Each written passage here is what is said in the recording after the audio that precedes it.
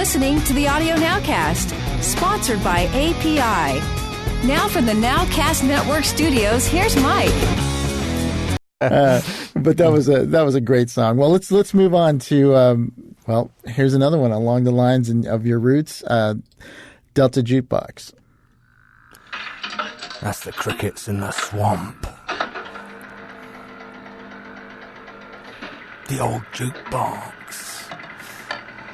Ghosts in the jukebox. It's a great opening.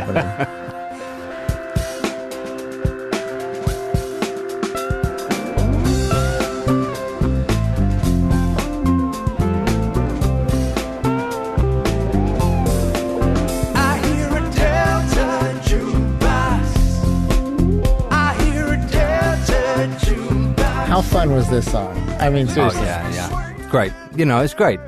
It was great because, I really did sit down and think about the Staple Singers. I really did. I made no bones about it. It's you listen to Respect Yourself and I'll Take You There and a lot of their albums, the bass and the guitars.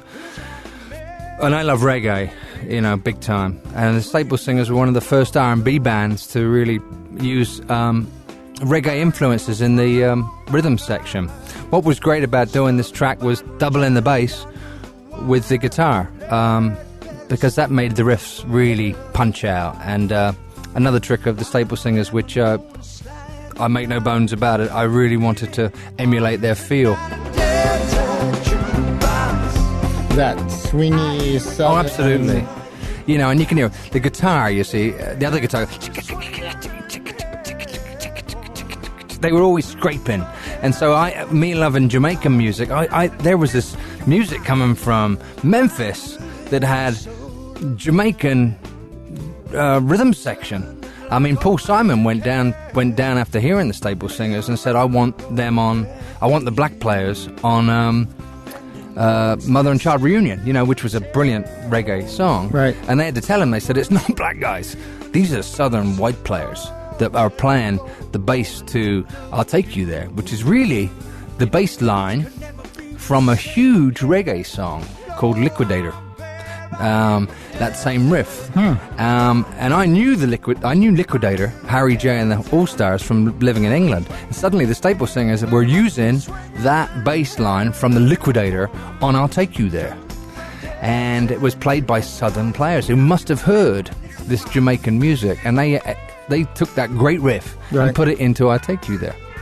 And so everybody's stealing from everybody else. I would say it's great stealing, but they were all influencing each other. Yeah. And what hit me with the Staple Singers was this...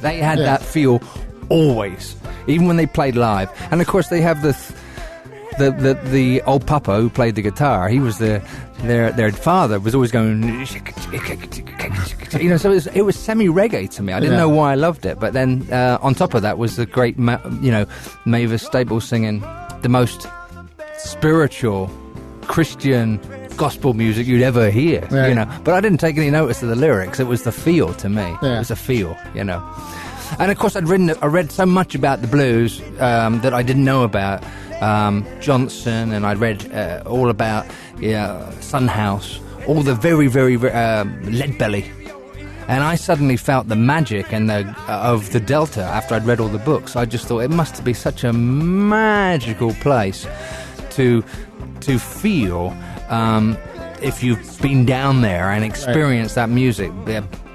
Blind Willie Johnson and these players, all of them, and were just phenomenal at expressing their emotions. And at this late stage, I discovered it. Right at the end, here I am. Discovering it at late. Most people have gone through the blues. I never did. I went through pop, reggae, progressive music, and so I sort of had a bit of a disdain about the blues. Oh yeah, well it's all the same. Right. Well, it's not, and I had to go back past the commercial blues of, shall we say, when B.B. King became a little bit sort of commercialized. But if you go back to the heritage of B.B. King, and even before that, and you listen to the very, very first field recordings of the Slaves, you are listening to Bootsy Collins, and you are listening to George Clinton in Parliament, and you're listening to Earth, Wind and Fire, and it stuck in my mind when I was working with Earth, Wind and Fire, that Maurice White said to me, and I didn't really take it in because I was a pop boy, at that time, but he said, everything is folk music. Everything is folk music. Everything. Folk. And blues is folk. Wow. Reggae is folk. And I'm talking about what the word folk means. Right. It's roots music. And that's really what Maurice White was saying to us. And I was going, folk, I mean, that's Jethro Tull, isn't it? But now, he's talking about swamp roots music, slavery, what was brought over from Africa. Wow. Well, that's a great track, and that horn section at the end on the way out. I mean, how fun was that? That was just amazing. I'm just glad nobody saw me doing that, because that was just almost like playing with a kazoo, But it worked. That was really good. Well, let's move on to a track that when you first hear it, you're like, huh? But actually, it's... And now for something completely different. Exactly, but it's turned out to be one of my favorite. And I remember the first time you played this for me, I was just... It's halfway laughing and just enjoying it, and it was pretty fun. So here we go. Let's play this. Okay, let's try it again. Okay, 1, 2, 1, 2.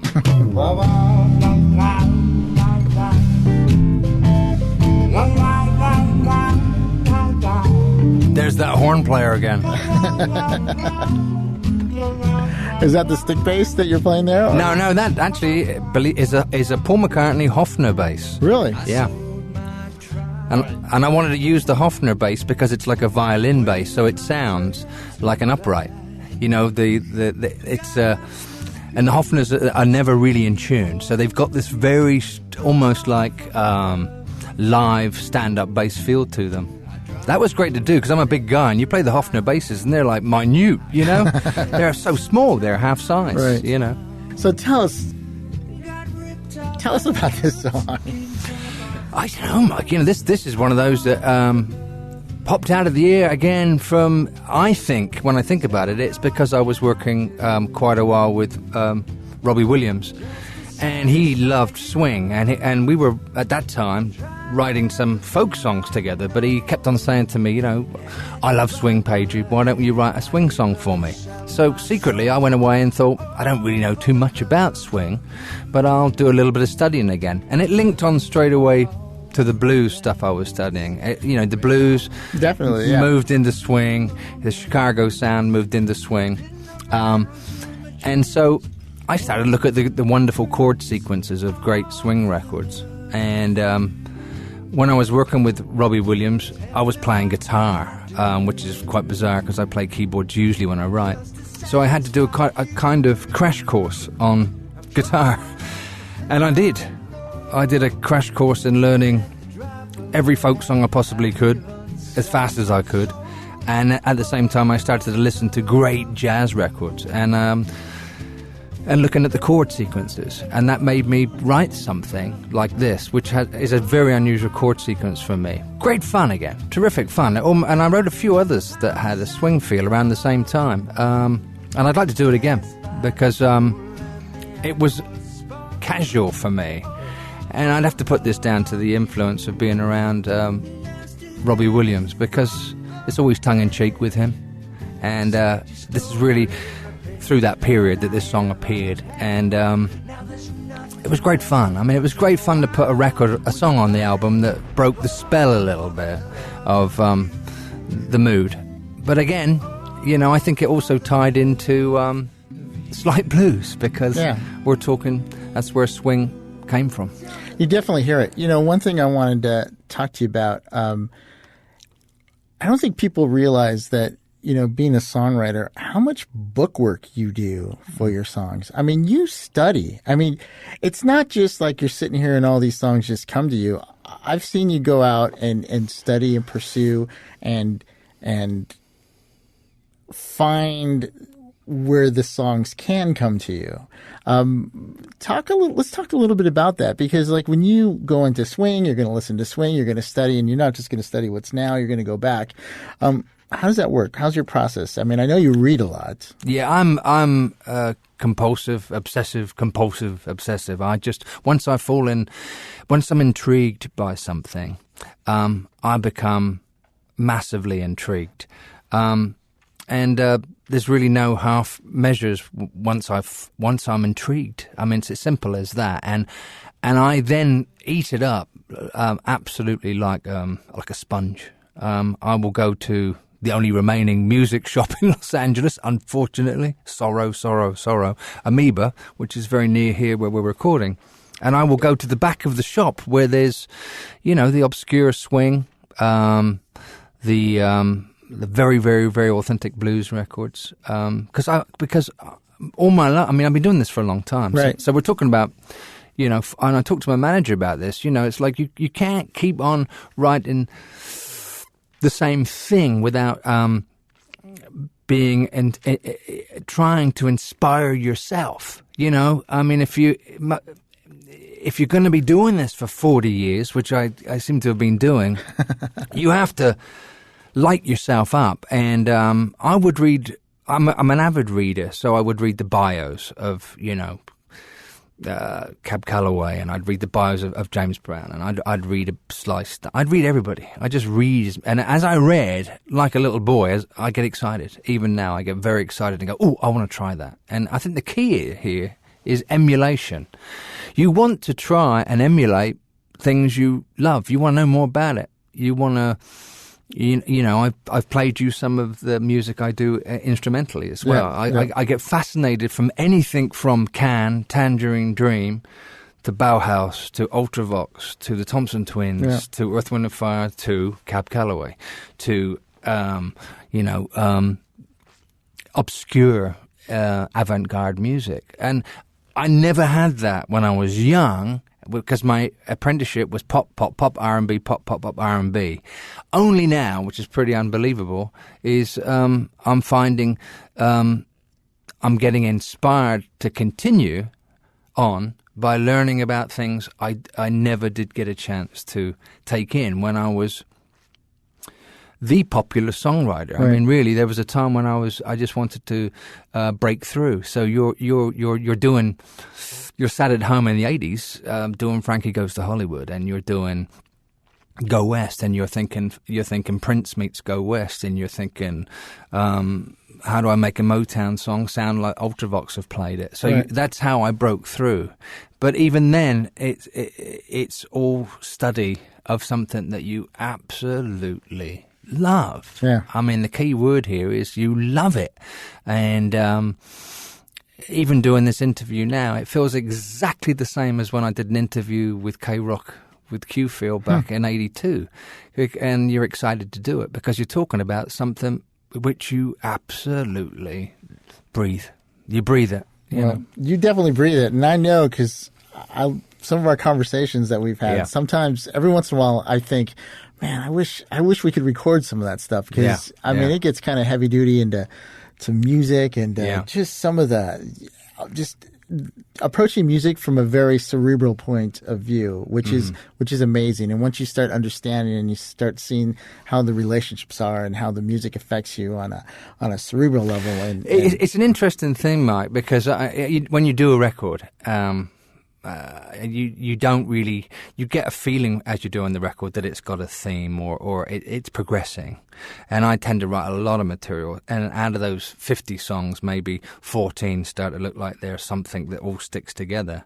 But a lot of the fans responded saying that Hotel of the Two Worlds was very eclectic and had many different styles. And I didn't really feel that. I didn't know it, And I think that's what a lot of the fans have taught me. They've said this record moves, although it's got a theme that is, got the gospel and the southern feel about it. It's got a lot of variation, which was exciting for me to hear because it's so easy to slip back into what you know so well and to stay there. And I did force myself a little bit to say, we're only going to play 3 chords here. You know, we're going to funk, and you better play guitar, Pagey. You know, and I want you to play like a black man, you know. And if you can do swing, you can't just do swing without learning some of these wonderful jazz chords. And you'll better bend your fingers around the acoustic guitar to pull this off reasonably well, you know. The great thing about what I like about my own records, and I don't mean this at all in an ego sense, is that there is a lot of homemade feeling about them. Yeah. And I don't think you hear that much these days, you know. So I used to be worried about that I thought, oh God, I'm doing everything at home. Now I'm like, well, it's got its sound. That's not a sound you always get. So that's what's pretty cool about it for me. Well, speaking of eclectic, let's go on to the next song, which is a pretty awesome song.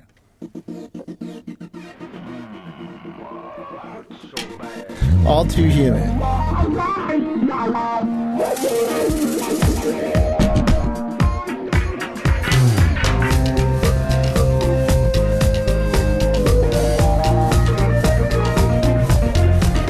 I like the drumsticks on the rim. Yeah, side sticks.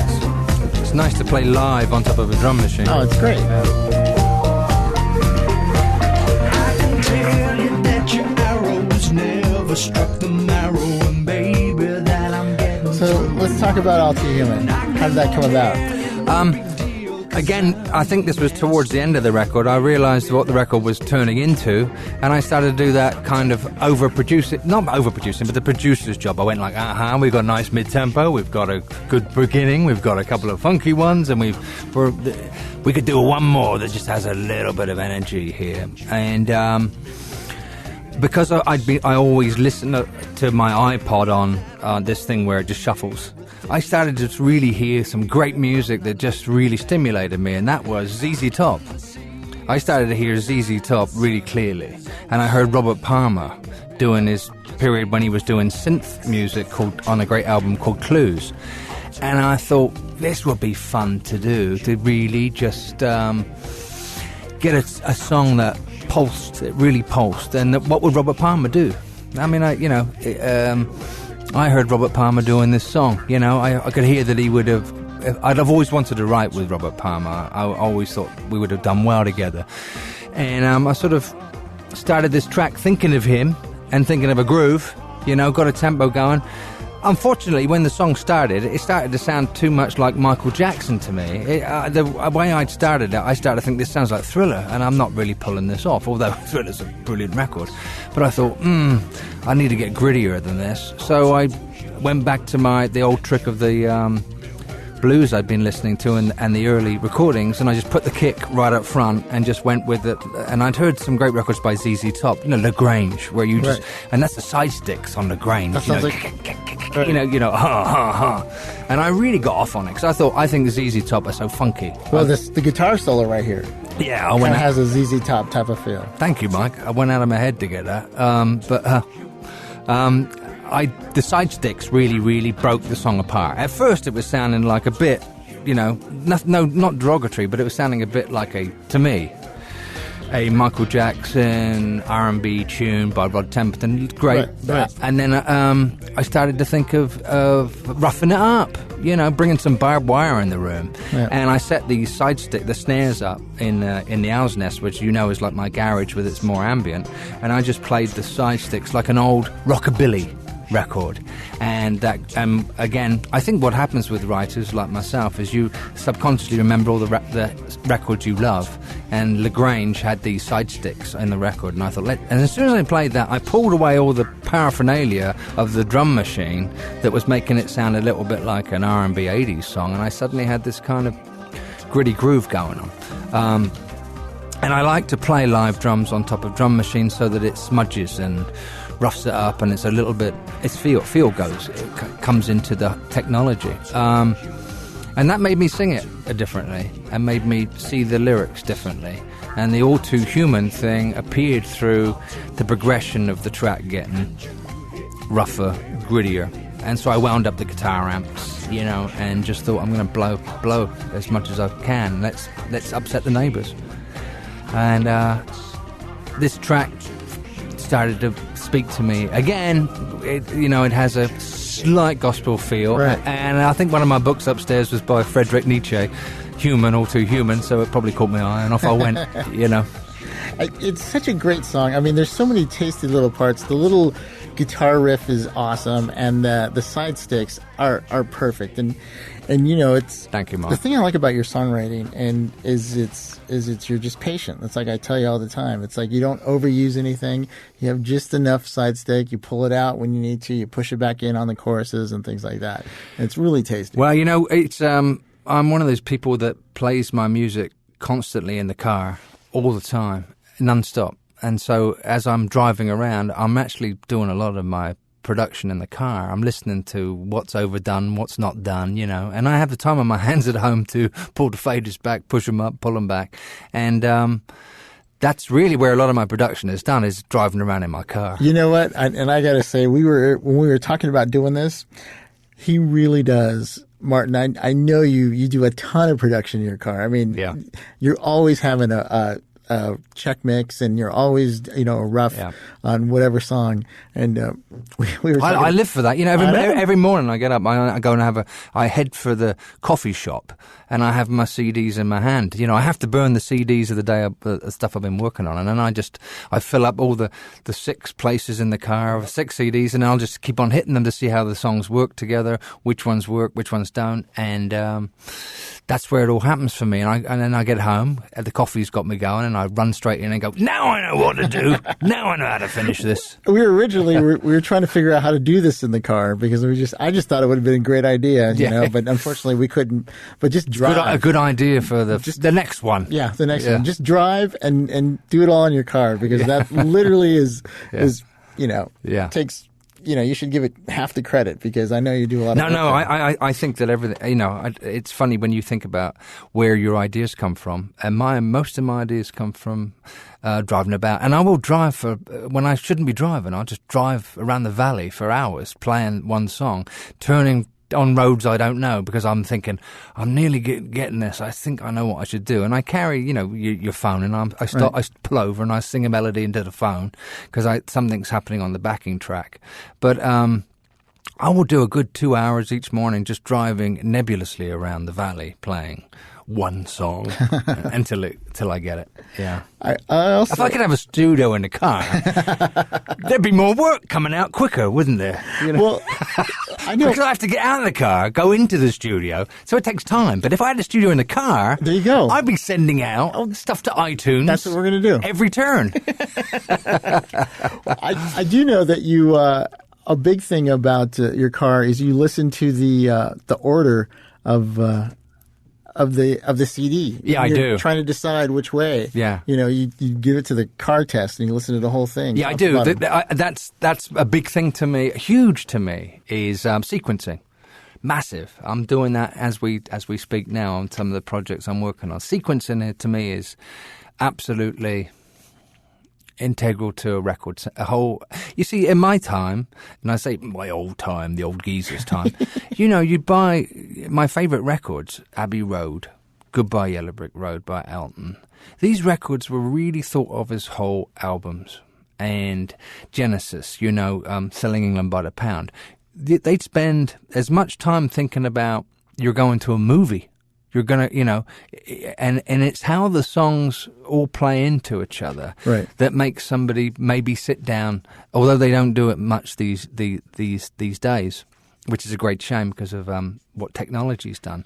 But the experience of sitting down and saying we're going to go for 50 minutes of listening to an album still resonates with me. It was born into me, Paul Simon's records, Ryman Simon, Kodachrome. You can put those records on, to me, because I came through that era. I'm sure for kids it's like, we don't know what you're talking about. but because it's come down to the 99 cents quick delivery, and there's not really a marketplace for albums. But to me, it's ever so special. Even for me personally, when I listen to this record with you now, because I don't really play them straight after I finish for quite a while, because I know it would really, I'm going to swear here, bloody annoy me if I listen to this go through as you're playing it and go, that's in the wrong place.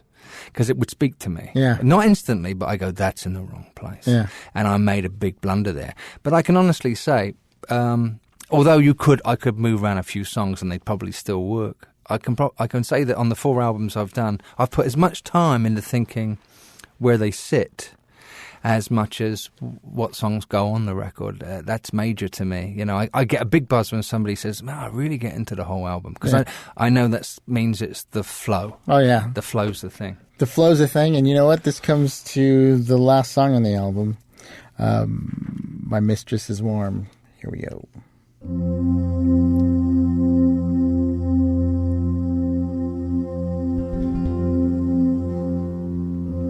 The roar of the wind, the cradle of Cupid, ephemeral glimpse, the ghost of my love. Tell us a little about this song. I think it wraps up your album perfectly. It kind of completes the journey, but tell us a little bit about this.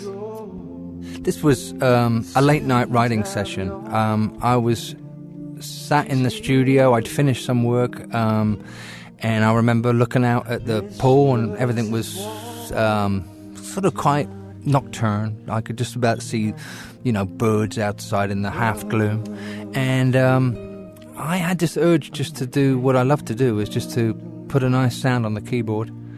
I used to love those sounds like Prophet 5 pad sounds, and I thought, well, I haven't done that for a long time, so I didn't even start the drum machine up. As you can tell, this is free-form tempo. And I basically sat down and played this progression while looking out the window. And I didn't think it was going to mean much. I was just playing notes and chords. And then the mic is always set up. The microphone is always there and ready to go, because Mike, you set my studio up so well. And so I can jam instantly. And I started to sing on top of the pads as I was playing, and I thought, what I'm doing here is a noodle. I'm noodling away, and I'm very content, and I'm enjoying this. But subconsciously, the night before, I'd watched a documentary on Shakespeare, and that Shakespeare was one of the first visual playwrights, in the sense that he brought to stage theatrics, lighting, music, and effects, which nobody really thinks about. But in his later work, he would concentrate, Shakespeare would, on exciting people with lighting and with effects. And he'd bring everybody around the audience. In the audience, he'd move the seats very, very close for striking effects with the actors. And what I was watching in this documentary is there is a moment in a play when a husband believes he's killed his wife, and he's mourning his wife, and his wife suddenly appears on stage, and she's supposed to be dead, and he's mourning her. Well, this Shakespeare presented it almost like a theatre, like a Genesis, the first rock concert. So the woman's face is lit up with these candles, and she's got this pearl powder, all white powder, all over her face, and everybody's looking at her close on. She's lit up this way. And there's music going on. Shakespeare used music. Nobody really is totally aware of. In his later plays, he was thinking about being in a huge theatrical effect. Anyway, they used to put this. On this actress's face was this pearl powder, white, all across her face. So when the lights hit her face and her eyes opened, the man who thought his wife was dead says, "My mistress is alive, and she's warm to my touch." And it was a striking moment in Shakespeare's play that everybody went because her face lit up, but she was white as a sheet. So in the makeup they used in Shakespeare's time was like a pearl powder, a white pearl powder over the face. And that struck, I realized as I was jamming the song, I started to sing this phrase I'd heard in this documentary, "My mistress is warm." And then a stream of consciousness of lyrics. Nothing rhymes in this song, which is I think one of the first songs I've ever written where I even noticed myself, like, nothing is griping me because it's not rhyming. It was phrase after phrase after phrase. And I wrote it through the sentiment of almost like a ghost story again, that, her velvet cloak brushes by my face. She's here again. So it could be the man. He could be thinking of her, or she really is there. And my mistress is warm to my touch. She's in my mind again. I can touch her. If it's my thoughts, or maybe I felt that she brushed by me, whether she, and the lyrics were just a stream of consciousness, like I've come many miles to see you here. I've come great distance. And I have to say that the lyrics were Shakespearean feelings to me, just pure feelings of romance, but a little bit a longing romance. But again, I'd seen this wonderful documentary on how Shakespeare was really the first theatrical producer. See, that's just another example of your homework just paying off with a great song. Thank you, Mike. Well, that was the album, and let me just tell you, I remember the first time I played this all the way through. It was actually in my car when I was leaving your house. I remember when you had given it to me, and it was phenomenal. It's such a great listen, especially when you're driving. And I tend to drive late at night, coming back from your place and stuff, and it's just. I've had a lot of people say that to me, that the music, to think that my music is great to drive to. It's probably because I write most of it in the car. But I think years ago, Peter Gabriel wrote me a letter after he'd heard House of Stone Light, and he said, "Your music is." I think he was driving through the Chilean mountains, and he on tour, and he just said, "It's wonderful music to listen to while you're driving, while you're in transport, while you're moving." You know what I think it is for me when I listen to music like that, especially your music. I think it's like it has this emotional response where you can almost just allow yourself to be open to be emotional. And when you're driving, you're kind of an autopilot anyhow. You're driving, and so it's just a really wonderful place that like wraps you up, and you have all these different emotions, and it just really helps push you along. And this conjures up. You triggered something in my memory, really. That I lived in Southampton, and I used to always want to be in a good band. But my bands that I joined were in different parts of the country. There wasn't a music industry in Southampton, so I was always driving to Oxford, always driving to Bristol, always driving to London, then returning home after doing some gigs or trying to get an audition. And my drives back then were in England would be 2 to 3 hours, and I'd have in the car Steve Miller. I'd have in the car Genesis, 8 tracks back in those days. But I lived off of those tapes, cassette tapes. I listened to Fleetwood Mac, I'd listen to Earth, Wind and Fire, I'd listen to Doobie Brothers. But on the drives before I did my auditions or played with the band. So I think even back in those days when I was, 18 or 19, with the bass in the back of the car and the amplifier, the main thing for me was that I could play music on the journey to where I was going. I couldn't imagine doing the drive, So I think it was in my blood to, all these years was that driving and formulating ideas, because I really believe it's not so much in the studio that it all happens. I believe it's happening for me in my head.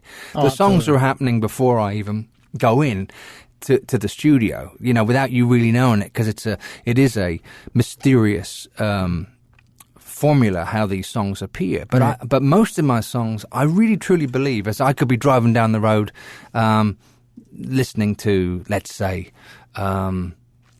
in years ago, Steve Miller, the Joker. By the time I get to Oxford, which is a 2-hour drive, I'm getting out of the car with that groove of the Joker in my head and how the bass sounds. Yeah. So, you know what I mean? It's absolutely. That's how I think I fed myself, and I've been doing that all the years ever since. Coming here before we did the interview, right? I've already worked out in my bag before I come to you what CDs of the new songs I have to play myself in the car, coming in and going back, because it's a 40-mile drive, So I can't imagine. I think all my songs basically are written from. I think for a lot of people, you're writing the songs before you hit the studio in your head without knowing it. Well, hey, this has been a great. So the key to being a songwriter is you must learn to drive. is get in your car, get your license.